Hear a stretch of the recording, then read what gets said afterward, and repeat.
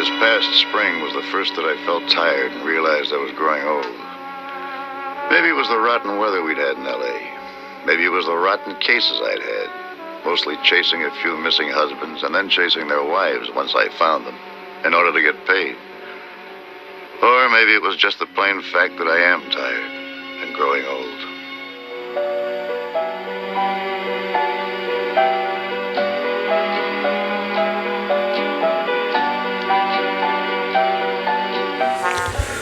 For over 100 years, the private eye has been walking the urban landscape, searching for justice and truth, righting wrongs, and trying to save humanity from its own dark self. Along the way, the private eye gets shot, beaten, and stabbed, and often his efforts end up in disappointment and failure, and no nearer to the truth than when he started. What is a private eye? In fiction, they're a privately employed paid investigator distinct from official police or government agents. In special circumstances, they will take on a case without pay, either out of a sense of duty to an individual, as a matter of personal vengeance, or as a way to set the world right.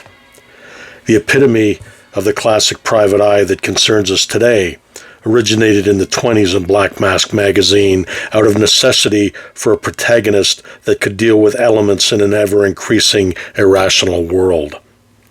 Before the private eye, it was assumed that the world was an ordered and fairly stable place, where crime was an aberration that could be solved with logic and reason. The first 3 decades of the 20th century disproved that notion. With the onset of the First World War, Prohibition, and the Depression, the country was plunged into cynicism and distrust of the law and those in power. The stories told in Black Mask magazine reflected that world, assuming disorder and violence ruled the day. With the death of reason, it became the law of the violent, with corrupt officials at the very top, while the innocent and vulnerable struggled for their very survival. Almost out of necessity, Carol John Daly created Race Williams, the first fully realized private eye. He walked the mean streets and dealt with crooks on their own level, albeit because he was 2 steps from being a criminal himself. He operated on a level somewhere between cop and crook, and that template has stayed more or less the same when it comes to private eyes since then. Almost simultaneously came Dashiell Hammett with his Continental Op, and according to Raymond Chandler in his essay The Simple Art of Murder, Hammett gave murder back to the people who committed for reasons and with the tools at hand. He dropped murder back into the alley. Dashiell Hammett was an ex-Pinkerton detective who knew the city streets, and he brought a spare and frugal reality to the new hard-boiled genre.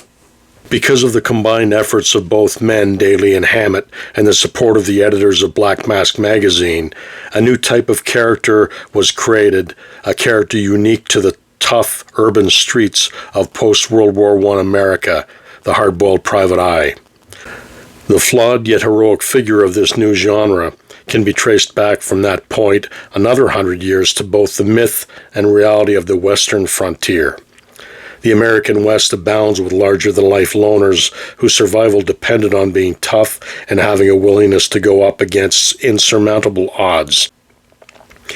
Influences can also be found in the urban-based dime novel characters such as Nick Carter and even female detectives like Violet Strange or Miss Madeline Mack.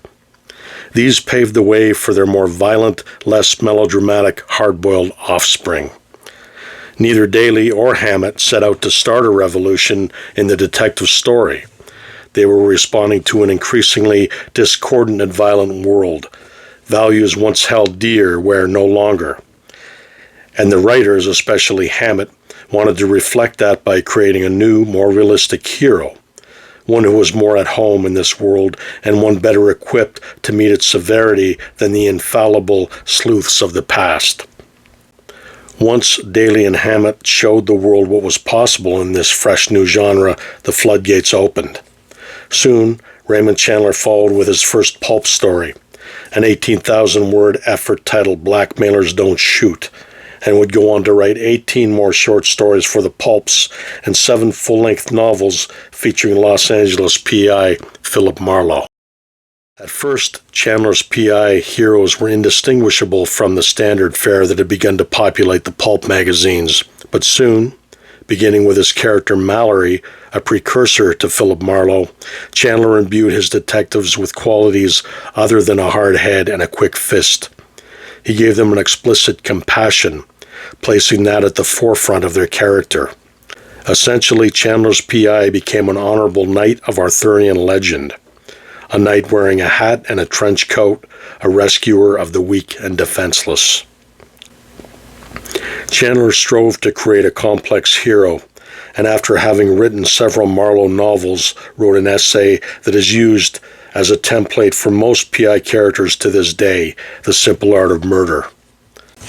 The following passage encapsulates the traditional hard-boiled private eye. Down these mean streets a man must go who is not himself mean, who is neither tarnished nor afraid. The detective in this kind of story must be such a man. He must be, to use a rather weathered phrase, a man of honor, by instinct, by inevitability, without thought of it, and certainly without saying it.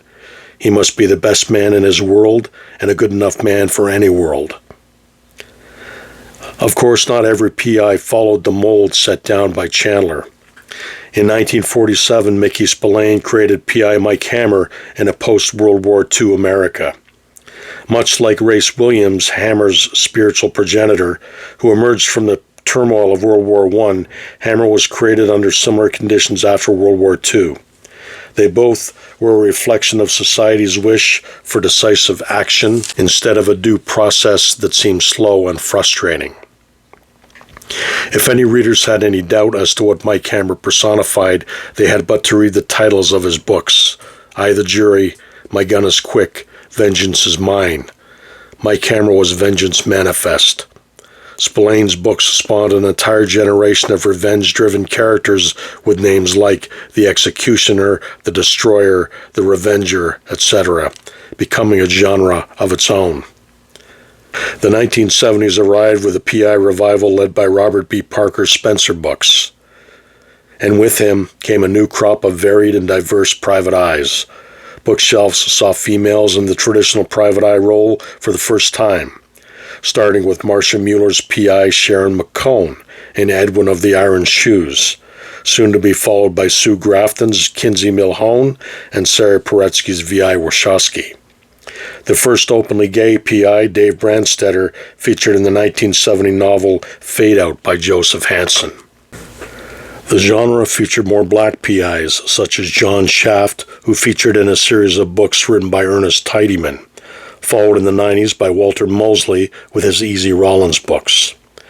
Today, the PI genre is as varied as bullet casings on a rain-slicked Gotham street. Private eye fiction has had its highs and lows. They've appeared in movies, television, comics, radio shows, etc., and have always been able to adapt to an ever-changing landscape. The person of the PI, in all their forms and permutations, has appeared on mean streets across the world, and even into the future and other fantastical settings. But underneath the new faces and changing landscapes, the heart of the private eye remains the same.